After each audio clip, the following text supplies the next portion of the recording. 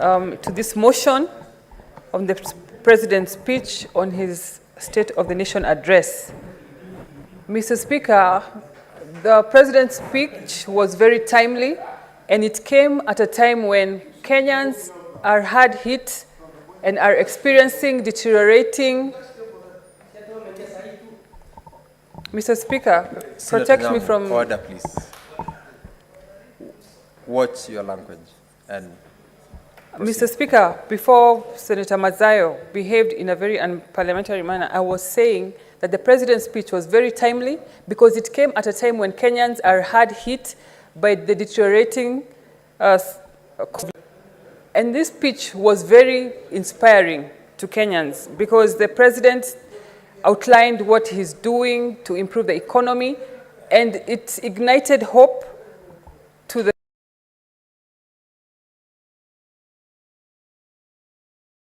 government in the efforts that they have put to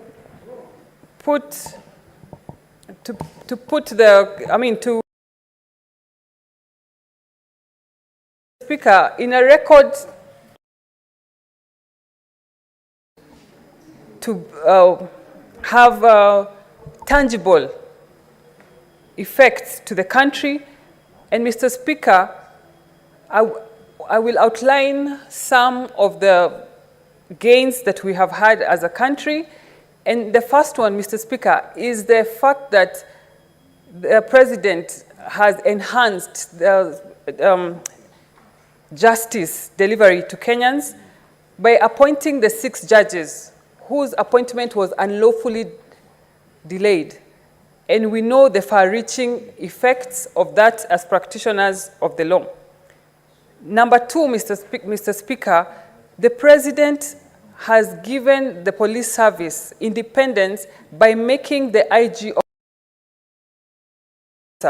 so that they are in control of their budget, Mr. Speaker. And number 2, Mr. Speaker, subsidizing consumption to subsidizing production, Mr. Speaker. And this move, a very smart one, Mr. Speaker. The 5.5 million bags of fertilizers that are that the President has been able to subsidize has increased production in the farms and in turn has reduced the food. Mr. Effort by the President to curb the growing appetite for the country on the public debt has also gained fruits. Mr. Speaker, it was very inspiring to hear that indeed we are going to be able to pay the first installments of 300 million USD that is part of the 2 billion of the Eurobond, Mr. Speaker. And this is very inspiring issue of. And Mr. Speaker, also, the transformational agenda has also been felt heavily in the health sector.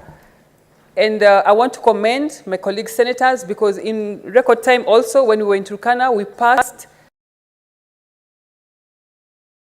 2 other.